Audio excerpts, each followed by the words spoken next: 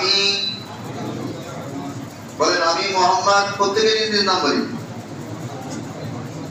ইসলামী আন্দোলন বাংলাদেশের দায়িত্বশীল সদস্য নিযুক্ত হয়ে আল্লাহ তাআলাকে সাক্ষী রেখে ওয়াদা করেছি যে আমি আল্লাহ তাআলার সন্তুষ্টির উদ্দেশ্যে আন্দোলনের সম্প্রসারণ, মজবুতি অর্জন ও মূল লক্ষ্য হাসিলে সর্বাত্মক প্রচেষ্টা চালাবো।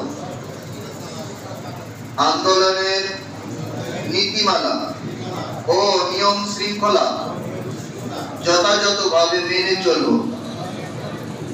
আমার উপর অর্পিত দায়িত্ব ও আমানত যথাযথভাবে পালন করব।